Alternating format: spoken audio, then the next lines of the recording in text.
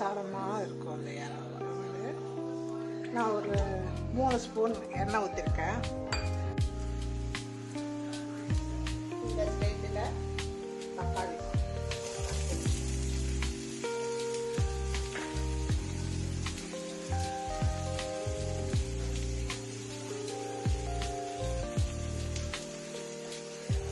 தேவையான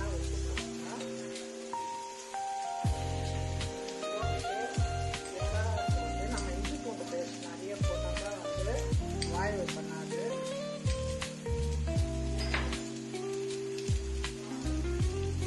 அதனால இஞ்சி பூண்டு பேஸ்ட் போட்டு நல்லா வதக்கணும். ஏன்னா இந்த இறாலில் நம்ம தண்ணியே ஊற்ற போகணும். வெங்காயம் தக்காளி நல்லா வதக்கிட்ட பிறகு இதில் இறா போட்டு எப்படி வந்துட்டு அந்த தக்காளி இப்போ தான் போட்டுட்டேன். இது போட்டு நல்லா வதக்கணும். இப்போ இதுக்கு தேவையான மிளகாத்தூள், மிளகா தனியாக ரெண்டுமே சேர்த்து தான் வறுத்துன்னு கொடுத்தேன்.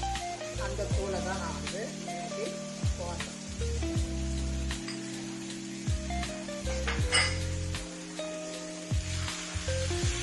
அந்த எண்ணெயிலே போட்டு அந்த மிளகாத்தூள் வறுக்கும்போது அந்த மிளகாத்தூள் வறுத்து நம்ம தண்ணி ஊற்ற போட்டில்லை, அந்தனால இந்த தூள் நல்லா வதங்கிடும். அதுக்கப்புறம் நான் ஒரு கப்பு இறா எடுத்து வச்சுருக்கேன். அந்த கப்பு இறாவை போட்டேன்.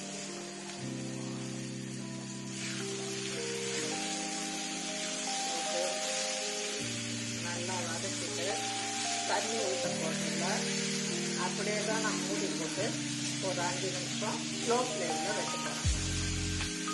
இப்போயே பார்க்கறதுக்கு பாருங்கள், இறா வறுவல் நல்லா இருக்குது.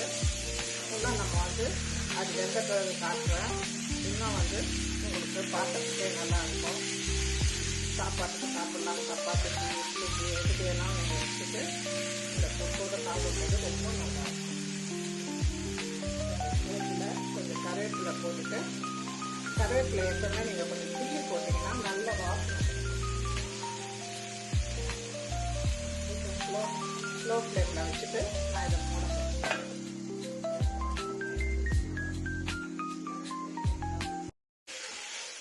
இந்த ஸ்டேஜில்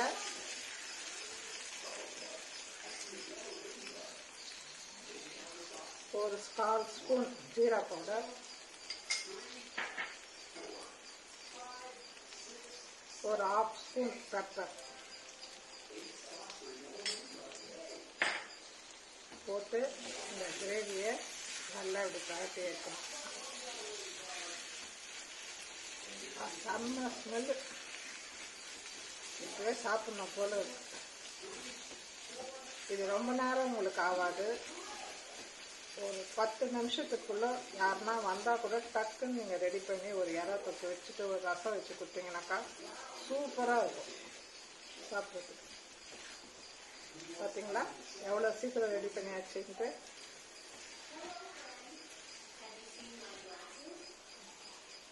இந்த ஸ்டேஜில் நம்ம கொத்தமல்லி போட்டு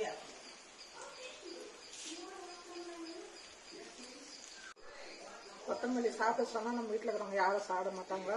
ஆனால் இந்த மாதிரி இறா தொக்கு பண்ணும்போது நிறைய கொத்தமல்லி தொக்கு போட்டிங்கன்னா அது ஒரு டேஸ்ட் நல்லா இருக்கும். உடம்புக்கும் கொத்தமல்லி ரொம்ப நல்லது.